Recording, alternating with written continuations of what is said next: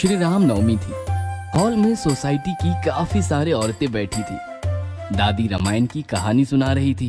तो इस प्रकार राम लल्ला, माता सीता और भ्राता लक्ष्मण के साथ अयोध्या लौटे और अयोध्या नगरी में राम राज्य शुरू हुआ।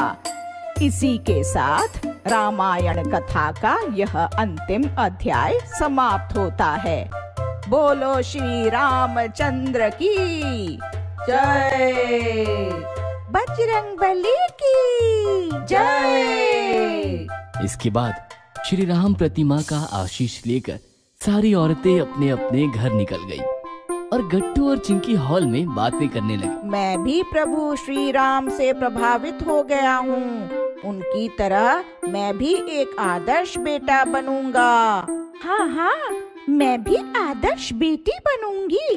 पापा को दिए हुए सारे प्रॉमिस पूरे करूंगी। फिर दोनों कार्टून देखने बैठ गए और देखते देखते कार्टून में खो गए। तभी पापा आए और दोनों को कार्टून देखता देखकर बोले, गट्टू चिंकी, कार्टून बाद में देखना बेटा। मैंने उस दिन तुम्हें वो पीले कलर की फाइल रखने को दी थी ना, वो फाइल लेकर नीचे आओ। हमारे ऑफिस का एक पियोन आएगा, उसे दे देना। मैं एक जरूरी काम से बाहर जा रहा हूँ।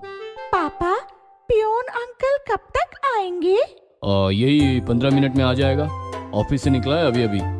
ठीक है पापा, जैसे ही कार्टून में ब्रेक आएगा हम फाइल लेकर नीचे चले जाएंगे। प्रॉमिस? प्रॉमिस। पापा बाहर चले गए और गट्टू चिंकी फिर से कार्टून में खो गए। देखते देखते आधा घंटा बीत गया। दोनों फाइल वाली बात भूल गए थे और कार्टून एंजॉय कर रहे थे। तभी टी पॉय पर रखा मम्मी का मोबाइल बजने लगा, लेकिन दोनों कार्टून में इतने खोए थे कि मोबाइल पर किसी ने ध्यान ही नहीं दिया। अरे, मम्मी का मोबाइल बज रहा है। छोड़ो, मौसी का कॉल होगा। मम्मी को बताएंगे तो वो टीवी बंद करवाएगी और घंटा भर बात करती रहेगी। मोबाइल छोड़ो, तुम कार्टून देखो। इस प्रकार दोनों मोबाइल को नजरअंदाज करके फिर से कार्टून में खो गए। 15 मिनट बीत गए और अचानक टीवी बंद हो गया। गट्टू चिंकी ने देखा पापा स्विच के पास काफी गुस्से में खड़े थे। पापा को देखकर गट्टू चिंकी को एकदम से फाइल वाली बात याद आई और दोनों डर गए। सॉरी पापा, कार्टून देखते देखते हमें ध्यान ही नहीं रहा। हम अभी जाकर फाइल पियोन अंकल को दे आते हैं, वो आ गए हैं ना? तभी पापा की नजर टी पॉय पर रखे मम्मी के मोबाइल पर गई और पापा और ज्यादा गुस्सा हो गए। कोई जरूरत नहीं, मेरा काम मैं खुद कर लूंगा, तुम अपना काम करो, चलो जाओ पढ़ाई करो। ऐसा कहकर पापा कमरे में गए और पीली वाली फाइल लेकर घर के बाहर निकल गए। पापा हमसे काफी नाराज हैं चिंकी, अब क्या करें? चलो दादी के पास चलते हैं, वो कोई न कोई उपाय जरूर बताएगी।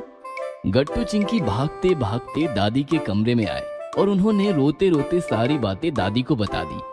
दादी, हम क्या करें? हम आज से प्रभु श्री राम की तरह पापा के आदर्श बच्चे बनना चाहते हैं, लेकिन हमने तो पापा को नाराज कर दिया। दादी, हम क्या करें? पापा हमसे बात तो करेंगे ना? ये सुनकर दादी मुस्कुराते हुए बोली, क्यों नहीं करेंगे, बिल्कुल करेंगे। फाइल जैसी छोटी बात को लेकर पापा तुमसे ज्यादा देर गुस्सा थोड़ी रह सकते हैं। लेकिन बेटा, एक बात समझ लो, प्रभु श्री राम जैसा आदर्श पुत्र बनना इतना आसान नहीं। उसके लिए सारे मोह माया के पाश तोड़ने होते हैं।